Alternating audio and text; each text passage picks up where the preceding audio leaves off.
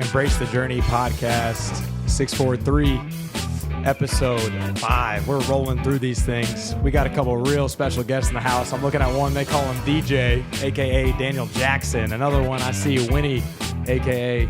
Ryan Wynn. Made the comment last time about dogs in the kennel. We literally have 2 UGA dogs here today. Man, could not thank y'all enough for coming. Fellas, class of 2023, right? Both you guys? 23 grads at 643. DJ, Winnie, thank y'all for coming on. Yes, sir. Appreciate you having us. Absolutely. So let's not waste any time. How are the dogs looking this year? What do we got? Incredible. Like some dogs. Incredible. Like some dogs. I mean, talent's there. Yeah. We're going to put it together, I feel like. I got to trust. Coaching's there.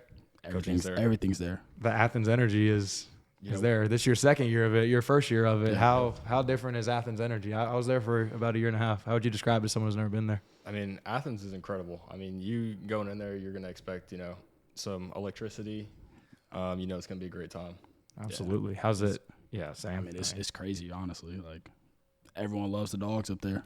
Like, we are Athens. That football season is different. Like, those weekends, it's a mess, honestly. It's nuts. Right? It's nuts. 100,000 plus people up there just going for the dogs. You can't get anywhere, right? There's all of them barking. Everybody barking. You walk by somebody, you're getting barked at.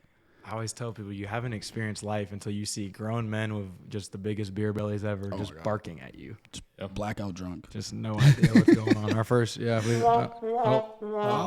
Sound effect.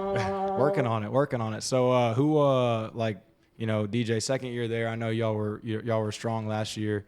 What's the biggest difference you feel like in the team this year from last year? I think we're going to be a little bit more consistent this year. Last year we were a little bipolar. We relied on home runs a little too much, I think. Mm-hmm. So you'd watch us. I mean, we'd either go put up 10 and hit 4 homers, or there'd be a lot of times where we walk out and it feels like we were asleep for 9 innings just because we couldn't get one over the fence. So this year, I mean, I think we might have maybe like a little less power altogether. Sure. But I mean, we had some really strong guys last year. Y'all can spray it though a little more this year. Yeah, I think. Barrel guys mixed in with the boppers. Yes. Yeah. Which one are you? You're still a bopper? I'm still a bopper. Are you a barrel guy or a bopper? I think I'm a barrel guy. You're a barrel guy, but you can bop. I put some out every once in a while. I've seen you bop. I know you can bop. I get a couple out of there. But you're a lot stronger now than when you were bopping. He's downplaying. He's a bopper. He's a bopper. I saw that video the other night. Y'all's teammate posted. What's his name? I'll give him a shout out. Kenny Ishikawa. The goat. Kenny. The goat. Good energy. It looked like on his IG. Good energy. Some good content there. Yeah, we're in the business of making baseball content. We weren't doing that when y'all were playing here. I was taking notes. He's got some good stuff out there. He got some great stuff. Kenny gets after it on his TikTok and his Instagram. It's crazy. Yeah. It's crazy. I love it. So talk to us, your first semester there. I mean, we could talk about the team. Well, yeah, let's talk about the team. Like, how have they what you feel welcomed in, coaching staff, players? Is there a disconnect with new guys that come in from the portal, or is it really, open arms? No, it's been, for the most part, open arms. I mean, it's crazy. We have a bunch of new guys from a lot of different places. Mm-hmm. So it took a little bit to get used to each other and stuff like that. But since we've gone through a full fall, I mean, you could tell we just bonded and become really, really close as a team. That brotherhood's real. The dog energy. Yeah, it's real. Do you guys bark at each other on the team? Is that? Nah, I don't think I barked at him yet. I bark a little bit. I don't think I barked at him. But I think I barked. I've gotten a couple barks during the game, or during like a football game. How do you respond to that? Just go with it? Yeah. Oh, you just bark. You just bark. You just got to join it. Let's hear your best bark real quick for the.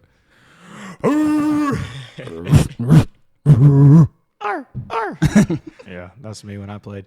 Winnie, talk about, people don't know. I know we're talking about the turf, right? Obviously, as an infielder, it's pretty sweet, brand new turf.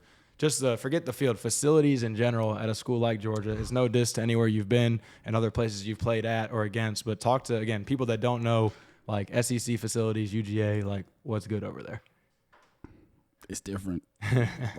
It's different. We have own weight room, pitching lab, 3 big cages, tall nets, warm-up area. We got anything you could ask for, we have. Players lounge, and it's all – we just got the new upgrades, and it's brand new, and it's insane to walk in. Every day I walk in and my jaw drops. Mm-hmm. Just because I'm looking at everything, I'm like, wow, this is blessed to be playing those it's facilities, insane. Right? For y'all's development, it's you feel like there's everything there you need to get to that highest level that you're going for. Everything and more. Yeah. Literally everything and more. was talking to an underrated aspect of the SEC. I was having lunch with Levi Clark, Tennessee alum, 2024 was hitting this morning, talking about the food you get there too. Talk to about that, like the dining hall for the athletes. I got snuck in there one time by my boys at Georgia when I was there, and I'm seeing like steak, lobster, like it's. That's so. I'll say the steak and lobster. That's more like football. Oh, okay. Football. So they downgraded since y'all got the turf. You guys don't get that anymore for the steak and lobster. But no, the food's great. I mean, we get 2 meals a day. Mm-hmm. Go in there, fingerprint scan, eyes. Go in there. Yeah. Grab whatever you want. We got all type of snacks, protein. Core Powers on deck. You do feel special when you walk in. Oh, you should see Winnie's fridge. I made it a point to go in there and grab a couple Core Powers a day. Just so I have them, but I've been going through them since we got done with school. I've been going through them consistently because it's easy. It's chocolate milk. Yeah, it's easy. Oh, fire, protein. Can't get enough of it. What were some of the biggest adjustments you felt like you had to make, this year, this fall so far, or anything the staff threw at you, even if it was just one nugget or maybe your mindset, any adjustments you had to make coming in as that transfer? Honestly, a big thing was just on the hitting side, just getting my body in better positions to hit from. Just the big thing was just keep improving where I came in at. You always want to get better, and biggest thing is just trying to get that bat back to where it needs to be. Right. So just little things, little tweaks. Little tweaks. Nothing crazy. Like literally keeping my weight back just a touch more. Sure. Like that's a big thing. But you feel it now, and it's working. I saw the BP the other night. You were launching balls. And I could tell I've looked at videos from May and to today, and I'm just like, yeah, I can see a huge difference in where I've been. That's Even awesome. though it's a tiny change I made, it feels like a big difference. That's huge. I love it. What about you, DJ? 14 jacks last year and 120 PAs, I believe we were talking about earlier. I mean, crazy good numbers for the reps you got. Any adjustments this year? Any changes to the swing or defensively? Where are they seeing you? I know you're a catcher, but you're that really good athlete. What do you run, a 6'4", 6'5"? Somewhere there. All right, so you can play everywhere. What adjustments do you make this fall? This fall, honestly, just continuing to work on my swing. Going into the spring, I want to have the same swing almost every time, so that when stuff maybe isn't going well, like I have something consistent to go back to. Also trying to build a routine, just to continue to help build that consistency. Right. But like mechanics wise, just working on my stride, my load, making sure I'm early on time. Want to be in the best position possible to hit that heater. Definitely. God, so many guys dip into so many mechanics, and I know there's tweaks you have to make, but even around here with younger guys, it's like the simple act of slow and early, being on time so you can see the baseball. And obviously at y'all's level, when balls are doing this, this, Lord knows what. Right? I mean, keep it simple, right? See the baseball, hit the baseball. I mean, nothing matters if you're not on time. That's right. You Nothing can have the matters. best swing in the world if you're getting doored up. Nope. Doesn't matter. You ain't playing in the SEC, right? No. So talk about that. I know Winnie's probably looking forward to it. How would you describe SEC baseball? I'm sure y'all have talked about it. Like, what's he about to get into energy-wise with those games, those series, playing against the best of the best all the time? I mean, every weekend feels like a regional or something like that. My freshman year when we went to North Carolina and played LSU in the regional, it was like, the adrenaline was nuts. And then you get to do that 10 weeks in a row, and it's special, and you're going to face, the best guys there are. And, every win feels like that much more, and it's pretty exciting. Love it. Just means more. Yeah, just means more, right? Means more. Me and Mang actually joke about that a lot because, Bear, y'all play for Bear too, Bear Trimber? Yeah. Yeah, Bear's a diehard Alabama fan. Yeah. Mang likes Ohio State, and me and Mang like to talk some crap sometimes. Yeah. Because SEC's top of the top, and we support our guys there, but we got underdog in us too. So when guys go down in football or Bama loses, it's like, come on, Bear. I thought it just means more, right? Yeah. He doesn't like that very much. Shout out Bear Trimber though. Yeah. Big shout out to Big Bear. Weird BP. Y'all remember his BP from that summer?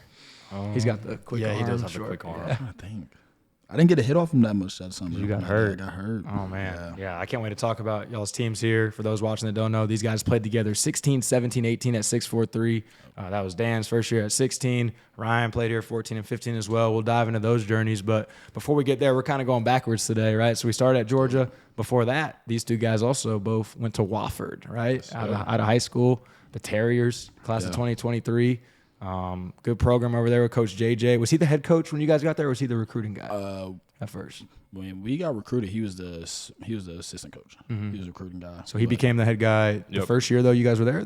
Yeah, first year. Literally a week after we got there, we found out he was becoming the head coach. Right. And that can be trouble sometimes, right? When a coaching switch happens, when you're the guys coming in. So at least it was a guy on staff, right? That recruited y'all. Yeah, I mean, he had been there for like 12 or 13 years with like TI already. So it was, I mean, you still probably know what you're getting though. So like that's what was kind of like what felt safe about it. Definitely. No, definitely. That worked out well, obviously, with, just how y'all got to play and perform. So Daniel transferred to Georgia after the freshman year, Ryan after sophomore year.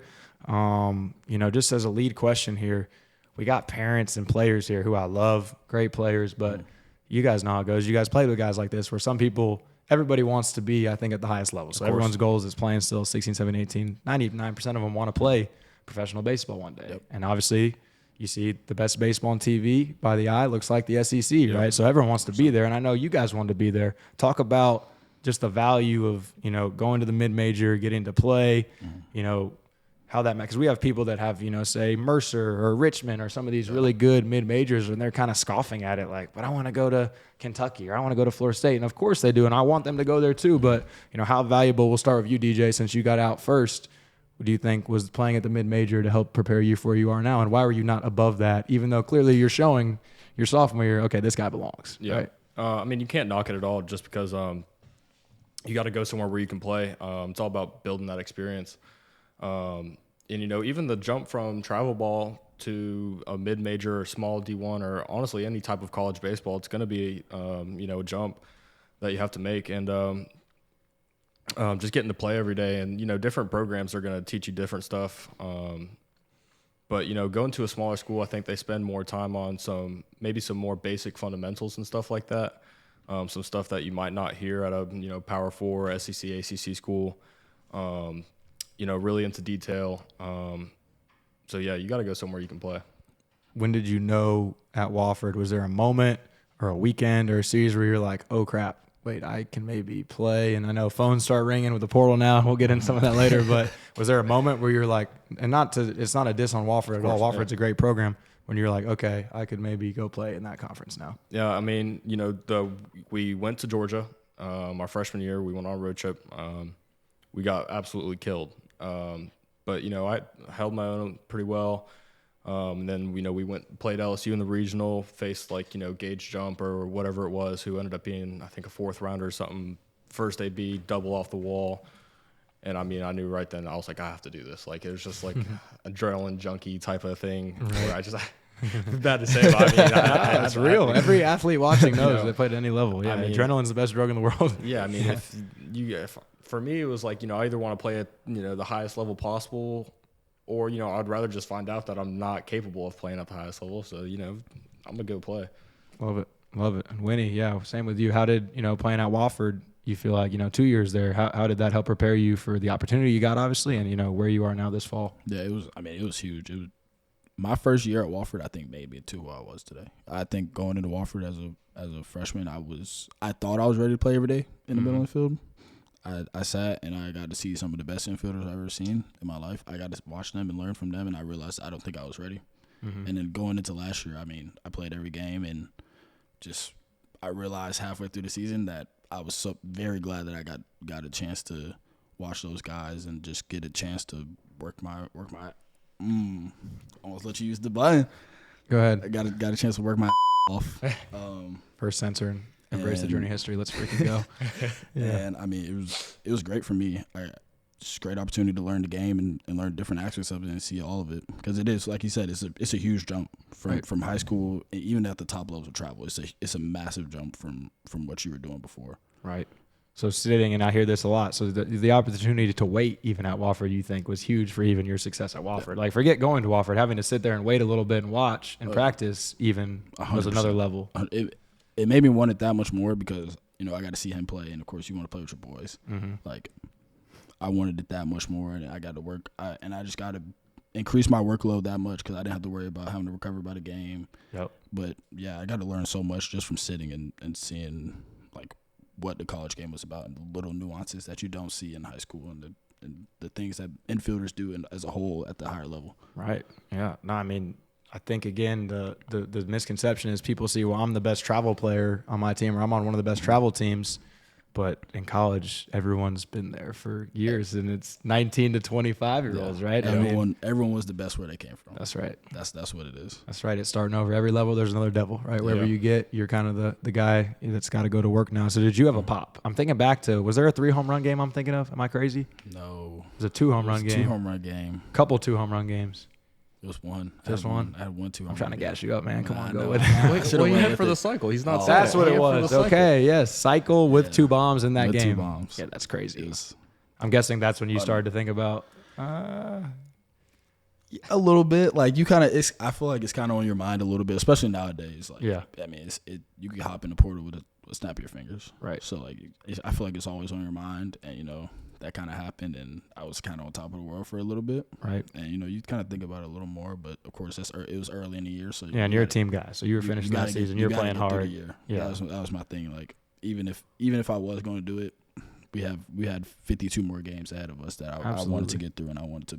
Of course, we were trying to win another conference championship. 100%. That was the goal. And that's what kids watching, like these 2 guys got to where they wanted by being team baseball players. Like I'm over here kind of asking probably the wrong question about the portal and how you went about it, because both these guys were focused on balling out and helping their team win. And by being where your feet were, being the best you, then at the end of the season, you guys got, Yep. Which that crazy portal world is with phones ringing and coaches you probably had in the past, or high school coaches or travel coaches or advisors going, hey, you don't have to leave, but just so you know, this is out there. There's opportunity, especially now. There's a lot of opportunity no matter what level you're at. So one thing each to close out that you got from Wofford that, again, prepared you the most. If there's one detail or one piece of that place that you'd be thankful for that, helped you get to Georgia. Whoever wants to go first. I would say like the baseball IQ that we learned at Wofford. There was, we went over, we spent 25 minutes a day on just like base running. That was a big part of our, our identity at Wofford was, we were going to steal a lot of bags. Mm-hmm. Play hard, play fast, right? Learn how to play fast. Yeah. I love Wofford, watching them play just because of that. Yeah. You guys are speed guys. 6'4", Yeah. We love small ball running the bases, like those intricacies. And, you guys are great fits for that program for sure. What about you? What was one thing? It's just great. Like we got after it. We'd be out there 4 hours. Our base running, even though it was 25, like you hear 25 minutes of base running a day, and you're just like, oh, okay, that's like just running around. No, we were going sliding into home plate 4 or 5 times. Like we're going full out, first to thirds, first to homes, like the grit of it, and just being able to go out there every day and just dive for every baseball. Dive every time it's a home plate. Your elbows are bleeding after the end because the home plate is concrete and your elbows are going to be cooked. like you're going to feel it, but at the end of the day, you're going to keep doing it. But that's how you play that's right? how you play. Like, you don't just show up and ball and, go make a full extension catch, right? I think about back here, Danny loves that dive drill right at practice. Those little details that people are like, that's just going to happen. Like, yes, but also you got to learn how to do it, right? Yeah. Because if you practice it, you're not going to be afraid to do it in the game because you done it. That's right. 20, 30 times before you get a chance to do it. That's the process, right? That's why you 2 are confident. You guys put in a bunch of work. Oh, yeah. You trust your process. And just kudos to you guys for the college journey, the experience of it. Yeah. Again, trusting and betting on yourselves, going to a school where you could play, being the best self of you guys there, and then, seeing some cool opportunity come out of it. But no doubt it's all part of y'all's path and process. There's a lot more still cooking for both of you guys, right? There's bigger things ahead. But let's keep going backwards here. It's kind of fun. I think every other one I've gone forward. So episode 5, we're mixing up going backwards. 643. Obviously, podcast here. We got to talk a little bit about it. You guys played together 16, 17, 18.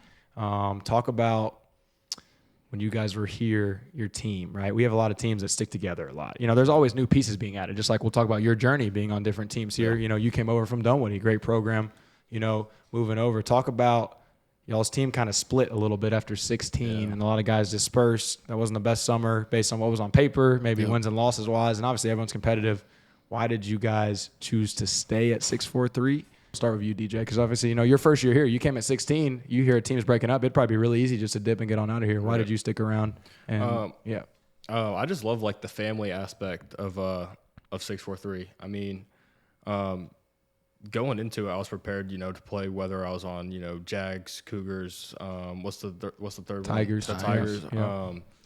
Because I just love like the family aspect of it. Every coach seemed like they were like completely bought in on the players' development. Like it didn't seem like they were just there, just to get like catch a paycheck. It was like everyone is like methodically working with you on fielding, hitting, all the fundamentals, and also it's pretty cool. You get to play up with teams, and so I don't remember if I ever got to play with Danny at all, but I was just excited to play with him and had no reason to leave. Absolutely. And you had Mang at 16, right? Talk about Mang for a second. You're a catching guy. He's a catching guy. How did he have a little impact on you? Oh, of course. Mang was all over me, of course, but for all the right reasons. And, that's the great thing about Mang, and he's not going to be afraid to coach you at all. I remember, one time he gave me a play. I was supposed to throw the ball down to third. I didn't throw the ball down to third, and he told me I needed to go take the trash out when I'm supposed to. So getting that bleep button ready. I didn't know if there's a Mang story. Yeah. No. But yeah, I love Mang. Love it. Yeah. Winnie, same thing. I know you were here for a couple years more. Yeah. So, and that was, I think, your first year on the Cougs. That was my first year on the at Cougs. 16. When that was all going down, where was your head at? Honestly, I've been on the other side of not being in the program. So I've seen I'll say the East Cobbs of it, where I wasn't on the best team, and big thing with me is I worked hard to get where I was here, and along with it, he said it's a family here. Like I had everything I wanted here, so I got the opportunity, and I had no reason to leave. Was it worth playing for DP as a middle guy? He's a middle guy nut, and he'll ride a middle guy. I'm sure he coached you very hard as well. But talk about playing for Danny for those that don't know. Yeah, I mean, if you think about a baseball guy, I think he embodies every characteristic of it. He lives for it. Like I've seen that dude. I seen him one day on TV, and then the next day he was at a 10-year-old game. Right. Like he's literally on regionals, cheering, high fiving, literally everywhere. He's everywhere, and he knows so much about the game. Like, and he just teaches you to play hard and give it your all. Like I remember, I would make my error, and as soon as I already knew what I was getting, as soon as I came in the dugout, I see him. It's immediately like trying to coach me, trying to figure out where we could do better and what we could do to prevent that from happening again. Love it. Definitely, having your back, wanting your best interest, but not afraid. Both those guys, Danny and Mang, they're both straight shooters, right? Yep. Like you hear about guys, you see kids now where they almost take coaching the wrong way, but you got to want to be coached, right? I mean, if you can't take hard coaching, then you probably have people around you that are sugarcoating and you're getting held back. Or they just don't really care about you. I mean, that's it. I remember Mang one time. It was in the fall. It was my first time on the Cougs, and he was like, he said in the meeting, he was like, "Yeah, we got some guys playing like JV players." I was like, "We can't be talking about me." Came up to me after the meeting, he was like, we were talking about that. We were talking about you. I was like, oh, and I'm not gonna lie, like it hurt to hear it in the moment, but like helped flip the switch. Like it really did. It just made me want it that much more. He's like, look, Winnie, you're playing like JV out here, dude. You're on eggshells. It's a game. Just fucking go. Yeah. I've coached him a couple years now, so I got that Mang in me. Love Mang, though. Yeah, absolutely. Same with you, DJ. You said you want to play for Danny. How was that? Because I know if he's hard on his middle guys, his second position he rides the most, his catchers, because he likes to go in, go soft away, and if you miss a sign or botch a strike three when he's going, I mean, you're going to feel it. So talk about playing for DP. I mean, you got to have some feel when you're playing for DP because, I mean, after the first couple of weeks, you got to get a sense of what he's trying to do. And so, it's my job to kind of, take that and, kind of be an extension of him when I'm catching the pitchers. Relay to the pitchers, right? Taking care of them. And on the hitting side as well, like he's going to make sure that you're being competitive and, playing the game hard. And I mean, there's no taking a pitch off like the whole summer. Mm-hmm. No doubt. Yeah, you can't take pitches off though, right? That's the game, right? Oh my God, as soon as you check out, as DP would say, the baseball guys will find you and they will expose you, right? The one moment I'm not looking in for a pitch sign, I'm cooked. You miss a pick off, right? We're going to back pick. DJ's throwing down. It goes in the center. Ooh. Yeah. As it should, though, right? Like at your level, one mistake, one base. I mean, 90 100%. Feet is everything, right? At the level 100%. You are at. So, like you let a pick go to the outfield, that guy is on third, and then guys hit a little bloop gets down. That's a run that could have been saved. Yeah. Out of those 3 seasons, because 16, 17, then 18 you fall, right? Y'all play with TJ, Jupiter. Out of those 3 seasons, did you guys each have a favorite one out of those 3 together? I know you had 2 other years we'll talk about in a minute, but any favorite season out of those 3? That 18U fall was really fun. Yeah. It was. But I would have to say my 17U fall when we went down to Fort Myers, because that was when I ended up getting recruited, and I think that was when I realized I was getting really good, and I was kind of filling out my frame a little bit. So I'll say that confidence piece started to check in too. You started playing a little different. I remember. Yeah. But that 18U fall is so fun. Like it's really fun. Jupiter's different, right? Jupiter is insane, special. Yeah, I just went for the first time this year. I never been. Definitely going back. Yeah. Oh yeah, you got to. It was crazy. What about you, Deej? I don't really know if I have one. Yeah. I think all of them were just equally like. You enjoyed the journey. I enjoyed the He journey. embraced the journey. That is real. You know, we were talking about trick plays a little bit ago. There was one day I completely missed one, and it ended up working. I was the one because the pitcher never threw it, but that was what was supposed to happen. Both middle infielders were supposed to dive in the middle. I didn't hear it get put on. I'm like looking around for the ball, but like so is the base runner, so it ended up working. But Like even the 3B doesn't know where it's at. They must have thrown that ball away. Yeah. Somebody tried that on my 9s. I'm coaching 9U this year. They tried it on us this fall. And I'm yelling, no. Our kid gets up, takes a step, and sees me and goes back. And I was like, dude, we can do that to other teams. You can't do that to us. You can't let it happen to you. No. Shout out, I think that was Charlotte Panthers. Charlotte Panthers. Really well executed. y'all. They've been practicing it. We will be adding that in. Work. Hey, we'll be adding it in. Don't worry. At 9U, that's messed up. That's free game. That's messed up. That's free game. All right, so going into the college piece then, before we go into our journeys, is there one thing from 643, like in a piece of your baseball identity or something you picked up here that you think really has impacted you still and is going to continue to impact you at every level you're at? I would say like the work ethic part of it. Like I was talking about DP and Meng, and, you know, honestly, every coach, you know, there's no taking a play off.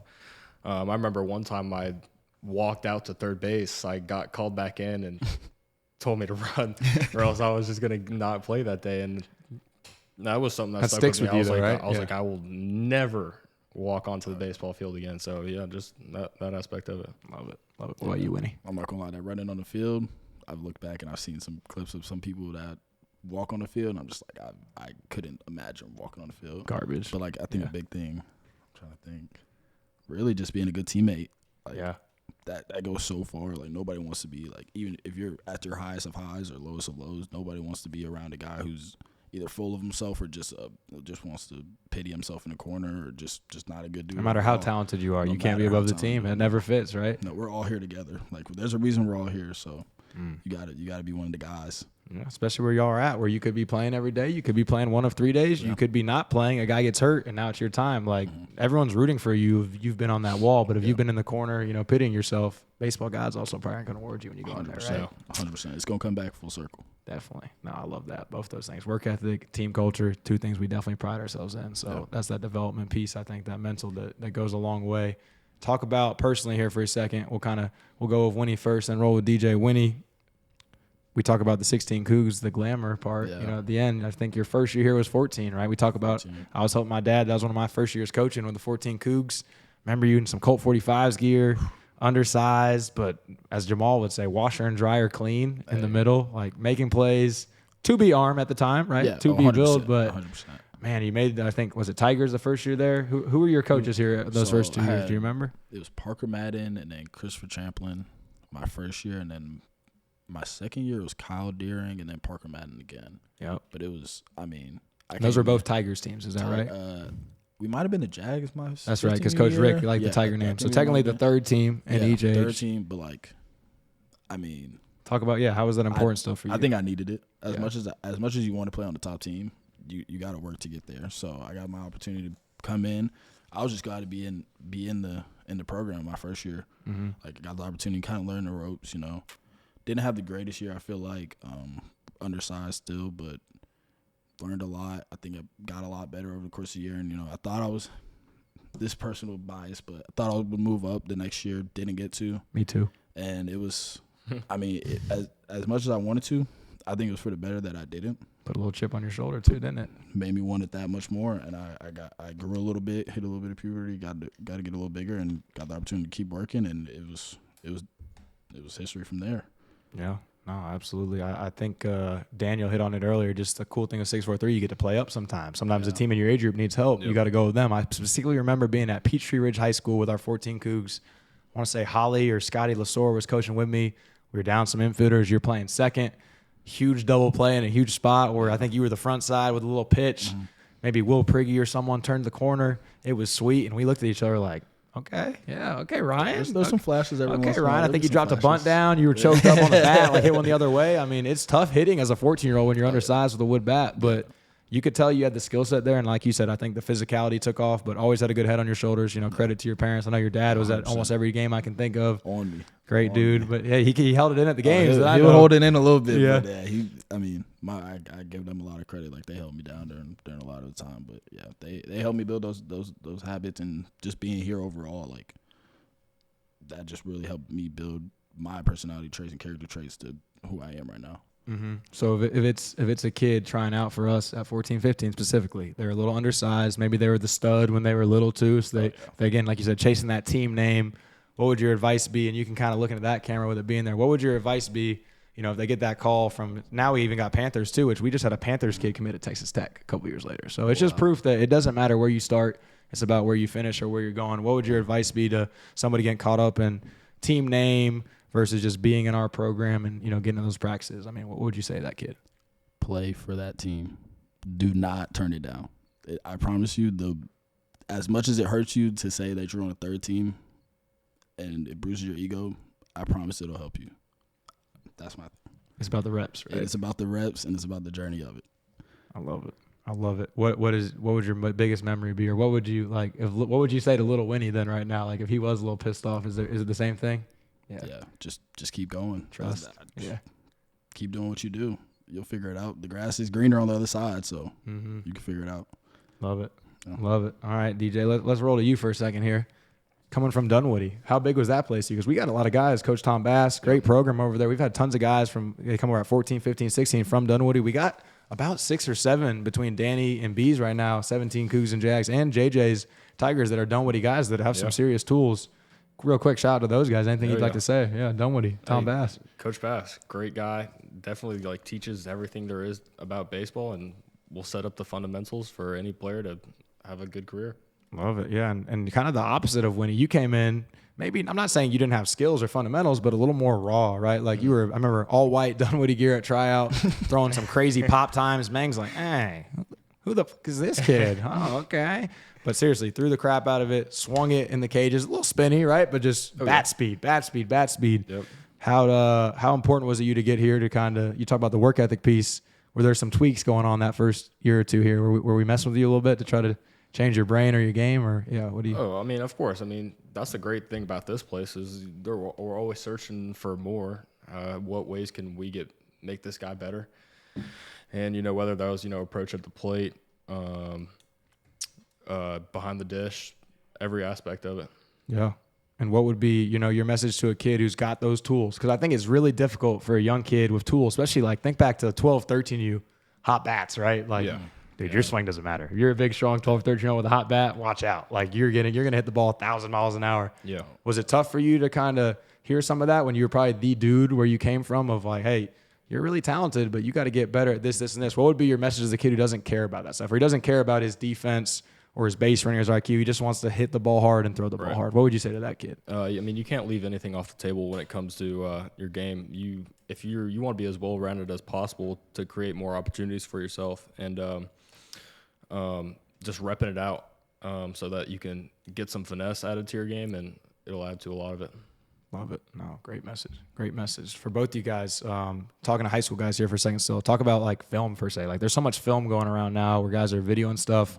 Some of that can be overanalyzing or even posting stuff where kids are posting, singles or don't talk about that piece of it. Is it hard to get lost in that when you're going through recruiting, or what's your advice there? Honestly, my journey, I was not that big into, of course, my parents would record my bats and I would watch them over, but my big thing growing up, I was never really a big mechanical guy. I was kind of just feel it out, oh, this feels good, I'm athletic enough to do this, I can get away with it, but I think you can see where some people get a little too into the mechanics and just the video and all that stuff, and I think you just you gotta find that mix of both. But with the posting on Instagram and all that stuff, I mean, you just do you. If that's what you're feeling, I respect it. Put your stuff out there, get yourself out there. I respect it. Personally, I wish I had a little bit of that. Just wanting to post more and just the little stuff. And it's evolved even since you guys have been there, right? And part of that was COVID stuff and the recruiting rules. Where it's okay, I need to get more video out. Yeah. No, so I get that. DJ, what's the other side? And maybe when he doesn't know yet, I was actually talking again with our boy Levi about this. Did you have to, once SEC ball starts, Instagram, Twitter, people commenting? Is there some some brushing away. Like Levi told me he literally turns off social media once the season starts. Did you see some negative sides of that? Oh, of course. I mean, there's definitely like there's gonna be times where you do something, maybe it's kind of dumb, and you're just like, you can't look. Now you do have Georgia fans are ruthless too. Athens is ruthless. Of course. But I think it's also important that you do go look at something when you do good, because you know, it makes you feel good. At least it makes me feel good. You know, I got hit a homer, I go watch, and you know it's cool. But I mean, for example, we played a series at Texas. I dropped a fly ball in the outfield. It was pretty crucial. We ended up losing the game after we had like a 4 or 5 run lead or something like that. And you know, I looked at it for like 2 minutes. I was like, all right, I'm done. You can't look at it. Can't get lost. So focus on the positives, essentially. Yeah, right? yes. Yeah, because you get to control what you put in your system, right? So make sure you're taking in the right stuff. I mean, as a baseball player, I mean, you already fail so much that like you can't keep beating yourself up. You just got to wash it and show up the next day. Be Next ready pitch, to go. right? Next that's day. true. Only as good as what you do next. Yep. Yeah, I ain't gonna lie. I still be going back to like high school clips just to like. Oh yeah. You go back and watch them. You're like, oh yeah, that's I am that guy. Like, yeah, you do something well. Like he said, like it feels good to go back and watch that. And like I would keep watching it. Imagination too is like a big part to, you know, creating success. Is Visualization, you know, right? Yes. You watch the video, see yourself do good, and the more you do it, I mean, you're gonna do it more often. Yeah. I try to tell a hitter, like, if you have something going wrong, watch it once and see what the wrong thing is, but then find the right rep and really watch that a bunch, because your body, when you see it, everyone I think is so visual these days with our iPhones and iPads. Like the more you see it, your body will then go do it. One thing I thought of, and you're a Red Sox guy, right? Yep. Manny Ramirez. You heard this story or no? I don't know where you're going. So Manny Ramirez, obviously, any young kids watching, big time Red Sox hitter. How many home runs did he hit? Anybody know? I mean, he had to be 400. 400 at least. So Manny Ramirez's pregame routine was he would go in the film room, and they said they would open the door. There's popcorn everywhere. He's throwing stuff, celebrating, and all he's doing is watching 20 minutes of him hitting bombs. I'm not gonna lie, I would do the same thing. I think it's great. Ever since I heard that, I try to tell a kid, like, if you're in a slump, dude, just go watch your video of when you were hitting great 3 weeks ago. Like, watch that all night, come back tomorrow, and let's go. Stop thinking about yesterday. Go find the good one, and let's build off that. I will literally do that. I'll go punch 2 times, and I'll go watch myself hit some homers. I'll be like, all right, I'm good. Like, That's me. I'm that guy. I'm not the guy that just struck out twice, right? I'm really good. Yeah, I love that. And it's also, I feel like it's kind of hard to like when you're going through it, it's kind of hard to look at the video and be like, what am I doing wrong? Then it becomes like you overanalyze it, and you're just looking at it like, oh, this, that, and that's wrong. Like, no, it's, a lot of times it's not your mechanics. It's just happens to be it's up top, and it just happens. Or you're facing a dude. It's the game. It's baseball. part of it. The game like, of failure. It's part of it. Yeah. I would say like sometimes like watching videos, like, you can get yourself domed up, but you kind of sometimes you just got to go compete. Yeah. So like that's a good fail safe is if you're not doing good and your swing doesn't feel good, just think about that. Compete, be that winner, right? Yeah. Real. They say whether you're right or wrong, whether you think you're right or wrong, you're right? So you focus on the wrong stuff, you're gonna get negative results. You focus on the right stuff, you're gonna figure it out. I mean, sometimes you just have to dumb it down a little bit. Yeah. Love it. Is it easier for you to dumb it down or you to dumb it down? Emphasis on the word dumb. I'm trying to get a little trash talk here. Yeah. Winnie's pretty smart. Winnie was talking trash to you before the cameras came on earlier. I thought there'd be a little more roasting going on. It's been very cordial. You guys are behaving here as we get in the back. It's the guy. Yeah. It's the guy. I live next to this guy, so he knows where I lay my head at night, so I kind of got a few inches of drywall. That's awesome. Let's do a quick speed round. All right. Okay. I'm gonna ask you all questions. First thing that comes to your mind, don't overthink it. Like you just said, dumb it down here. Okay. Person, this one's for you so far. You'll be able to answer this next year. Best SEC ballpark to play at besides Foley. We haven't played at the good ones though. Like this year we go to Arkansas, Texas A&M, or at speed round. I'm not going to that. The speed round just got killed. Right, I'm gonna go Vandy. Vandy. Winnie, most underrated facility at Georgia. Could be even academics, baseball. Ooh, okay. The hitter lab. What about you? Most underrated facility at Georgia. The pitching lab. I mean, that thing's got so many cameras. Yeah, the thing is nuts. I'm not gonna lie. Toughest arm y'all face this fall from Georgia. I didn't get to face any. Bad. Give me Zach Brown. Who are you least excited to face? Not that you're not a competitor. I know you want to face the best, but who looks the nastiest? Kaden Aoki. Okay, I like it. Is that related to Coach Aoki? Do you know who used to be the Notre Dame coach? You guys know? Oh, now I'm ruining the speed round. Maybe it might be though, right? Okay, it could be one Wofford habit you still do.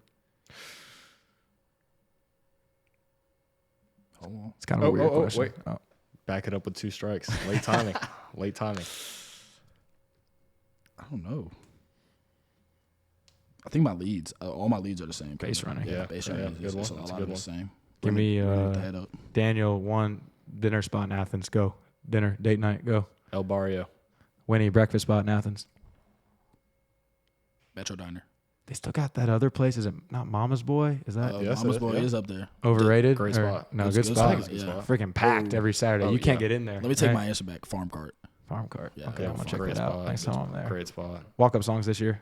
We might not know yet. If so, give me what you're thinking right now. Something by Gunna. Future, EDM. Yeah, he's an EDM guy. We talking about that. He just looks like an EDM he guy. does look Can I like get a little? All right, favorite 643 memory. I know it's a tough one. Dang, there's so many. Iced them out. 16U WWB. What's it called? WWBA. Was it? Yep. See, I was dumbing it down now. Yeah. Bases loaded, extra innings, basic clearing, triple. That was pretty awesome. Good for you. I don't think I was there for that. I'm trying to think. Your favorite I memory think is it's not honestly- getting hurt rounding third base. No, it was definitely not. Danny described it as a gunshot, by the way, right? Yeah, I've heard that multiple times. People, I've gotten a little bit from that. Some people, a little bit made fun of, but I was 16, first time being hurt. I'm worried on the chest. That's but, right. Honestly, favorite moment is just all the practices. The late nights we used to spend out here, like Yeah, that's you true. know, you get done at 10 o'clock, and then we're taking ground balls for another 30 minutes. I mean, that was always a great Yeah, time. Tuck's like, hey, who wants a couple more I ground was like, balls? oh, of course we want a couple more ground balls. I Who would ever agree. turn it down? I agree with that. Honestly, that was Yeah. some of the most fun ever. Just with your boys, like out here, it was pretty awesome. Yeah, it was great. I agree. I go back. Some of my best friends I still talk to, were just guys that baseball or not, we were out there on those nights in the Just fall grinding, right? literally Just messing getting after around. it. Getting after I mean, it. the weather's perfect. You're just taking ground balls. It's awesome. Favorite 643 coach? Oh, I can't answer. I don't know if I can answer that. I'm gonna go to the man himself, DP. Okay. All right, well, I'll go with Mango then. Let's go. One other 643 coach you want to shout out off the top of your brain, just a random one you had. Give me a shout out to a coach right now. I saw y'all dap up a dude earlier. That might be a shout out. That guy's Oh yeah, I'm gonna shout out 3 actually. I'm Go ahead. Let's go. Let's shout out Tucker Breen. dog. Actually, I'll shout out 4. Tucker Breen, Austin Holloway, Kyle Deering, and then big shout out Parker Madden. Dogs. I didn't hear any TJ in there. I'm gonna go TJ. Hell yeah, dog. TJ is a dog. Philly boy. Yep. Yes, I can't sir. respect that, but Tush push. Cannot respect it. Cannot Man. respect it. This kind of flew by. I mean, I feel like we were Yeah, just that was walking quick. around, sitting down. I know we got to see the facility. Ooh, maybe that. Talk about the facility real quick. What do y'all see today that's new, that wasn't here just 2 years ago, 3 years ago, and you guys were playing there? What do you guys like the most that you saw today? Besides me, I know it's good to see me. love the hit tracks. Yeah, hit track's huge. Yeah. Open up always the fun. cages, the infield sessions. I see it. You better get after it. About to get. Y'all about to get some work in here this winter, by the way? 100%. Of course. Yeah, you know I'm your guy. My arm's about to fall off after today, but I'll get on the hack attack next time. But the fungo is rapid fire. I mean, we'll try to get some video. We had a kid in there. I mean, there was 15 infielders from college, pro, high school, and just This might be Trash. Fungo U. We got some guys that could work that Fungo. infield factory. Pick a Yeah. spot. Oh, Pick yeah. a spot on the infield. The ball will go That there. thing will go there. I love it. It's, We'll go there. it's definitely an infield factory. So my biggest takeaway from you guys, and you tell me, is that anyone going through their path, trust the process, Yep. right? Embrace the journey. Obviously, no jokes for the podcast. Embrace the journey and be where your feet are, right? Yep. Don't get All caught day. up. Like you guys both are at the SEC now. You were both at really good mid-major D1. You guys were both really good high school players. But at every level, you were never too caught up in where you're going, right? No. It's all about being where you're at, being the best where you could be. Yeah, I mean that's the only way you can get better is by being where you are. You're not gonna get better by thinking about other stuff. Yeah. Just keep working hard. Work harder. Harder than you think. I don't think it's ever enough working hard. Gets you a lot of places. Love it. Simple but fire. A lot of fire from both of you guys. I cannot thank you enough for coming on. Thank you. Goal is This to was get y'all fun. on again next year after a big season. When y'all go win a natty, maybe we got a ring coming. Oh, that thing is coming soon. Yeah. That thing is coming soon. Don't worry. Let's go. Omaha, Bound, couple of dogs. We got Freddy, our producer, in the back. Shout out to Freddy Hartzell, by the way, another dog, but he's helping at Tennessee with their baseball team, and he's shaking his head very quickly right now, side to side. We'll see him in the spring. Yeah, we will see you in the spring in Athens. Go Dogs. That's going to be a fun Dogs. series, man. Fun series. This is Embrace the Journey podcast, guys. 2 of our elite alumni from 2023. We got Ryan, Wynn, Daniel, DJ, Jackson. You guys want to plug your social media pages? Where can these guys find you, social media-wise? Where you guys at? Daniel.Jackson3 on Instagram. Daniel.Jackson3 on TikTok. Uh-oh. The TikTok? That's our first TikTok plug we've had. Yeah. Yeah. We'll go Ryan Wynn, WY, and then __ on Instagram. Man, 2 dogs right here. Literally 2 dogs fresh out the kennel. I made the joke last podcast. Next one, we got a pro alum coming as well. One of my former teammates, Ryan Webb, be on the lookout, a pro dog. But, hey, guys, go follow us, please, on Instagram. Embrace the Journey 643. Follow us on YouTube at official ETJ Pod 643. I'm Jake Pralgo. This is Embrace the Journey, episode 5. Can't thank y'all enough, man. We'll see everyone else at home soon. It was a Thank you. blast. Go Dogs. Go Dogs. Sick 'em. Let's go.